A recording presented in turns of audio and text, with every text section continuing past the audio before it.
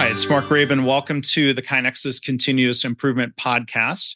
Today, we're doing a quick preview of our next webinar. It's going to be presented on May 30th at 1 o'clock Eastern. It's titled Enterprise Excellence is Inclusive Excellence. It's going to be presented by our guest here for the podcast to do a quick preview. It's a friend of mine. I've seen him give an earlier version of this presentation, Dr. William Harvey. So, William, thanks for being here. How you doing?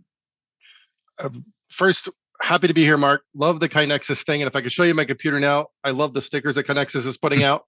So they are out and about in full force. Really doing well. The weather's breaking in Cincinnati, Ohio. So really excited about what the summer offers for us.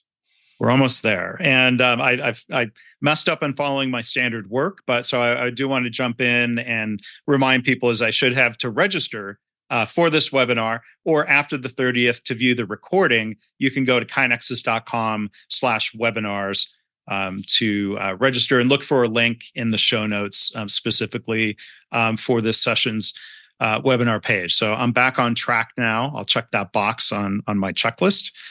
And William, as we do here in the preview, I'm first going to ask you in your own words, rather than me reading the bio, tell us about yourself and your career. Yeah, so it's a brief bit, but I would just share there was a genesis in the Marine Corps. So left high school to join the Marine Corps very quickly. And some of the conversations and lessons learned actually show up in this conversation about some things that were done really well that I think help with enterprise excellence and inclusive excellence. After leaving the Marine Corps, I didn't really know what that translated to. So I got into supply chain before embarking in a manufacturing career in operations and operational excellence. And during that time, started to apply a lot of the continuous improvement principles many know on the call. Mm-hmm. And then over the last 7 years, I've worked at the University of Cincinnati as a professor in the management, marketing, and finance areas.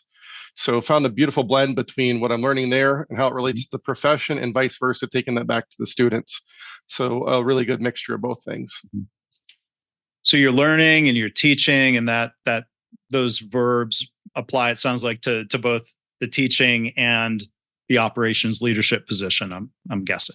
Yeah, absolutely. So I'd say the specific link I'm trying to explore is, like, how do you get better at assessing training competence, and then looking at job instruction and some of the other J programs to say how they complement one another and really get that into practical application. And recent guest Tracy Defoe is one of my favorites to chat to about this. But adult education is not the same as childhood education. And so many of the principles we learn as adults are not necessarily executed very well. So it's really saying take that back to the training program, because people do come to the workforce with a different set of skills, and it's often overlooked with the training program. And without assessing that through like the J program or similar, I find that my training wasn't as good as it was because I was starting at square one with everybody when I should have had a chat about what do you know, and those two just intersect so well. Yeah.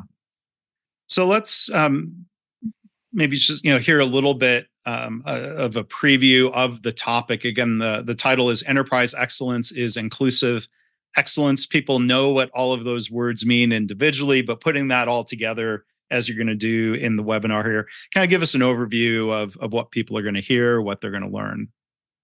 Yeah, so this really came from all those experiences I just mentioned, going through the Marine Corps through now. And what I find, many of the most established practices at organizations I've been a part of would do things that actually deter people from being part of the continuous improvement programs. And these are really just to cast a light on some of these assumptions we make. So things like a belt system. Should I have black belts and green belts in my organization? It's like, maybe. Should I give out t-shirts? Maybe. And I'm not really here to say that you should or you shouldn't, but what I am here to say is this actually engaging everyone every day? And if engaging everyone every day is the goal, what are the system constructs we create in the workplaces we lead? And if we're not doing the best work, we're not really getting the best of everyone. And I have a deeply held belief that questions lead to creativity, and those creative efforts are likely going to be better than what I would generate alone. So for me, it's how do you really bring that out with everyone every day by engaging them in the conversations we have. How would you connect inclusion to engagement, or engaging, including and engaging? What are those connections? Yeah, so for me, I'm going to use a very specific phrase. So I'm going to steal from my buddy Mike Rother. He talked about deliberate practice. And the phrase I'm coming up with in my mind is deliberate inclusion. So maybe it exists elsewhere, but it's, am I thoughtfully thinking through how do I engage everyone? If the answer is no, then I say I've missed an opportunity. And where it links to engagement for me goes into something very, very, I'd say, deep in terms of the research that's out there, and there's certainly an experience piece, which is, do I have psychological safety? Is this work meaningful for me? Do I have the time to do it? So for inclusion and inclusion, and I would say the idea of engagement, it's really about, do people have the time to engage? Is this meaningful for them, and do they feel safe? Right. And without those three, I've really come down to the point saying, okay, well, I really can't include everybody unless those first three are met. So it gives me personally a really actionable way to go out and approach people and say, does Mark not want to commit to the project, or does he just simply not have time? Is this not where he's headed in his career because he wants to switch gears and go to a different department? And by seeking to understand, I get in a position where I go, well, now I understand where Mark's coming from, and can then engage him and then really include him in the journey, because it's his journey. And I'm just trying to figure out, how do I line up those things for us? Yeah. Well, William, I'm excited to hear, kind of the new continuously improved version of the talk that I heard back at the Society for Health Systems event earlier this year. I'm excited to be able to bring it to the podcast audience and our regular webinar attendees. So I invite you to register and to attend. Again, it's titled Enterprise Excellence is Inclusive Excellence. It'll be presented live May 30th, 1 o'clock Eastern, by William Harvey, who joined us here today. So go to kinexus.com/webinars or look for a link in the show notes. We're going to have a good Q&A session. So that's a benefit of attending live.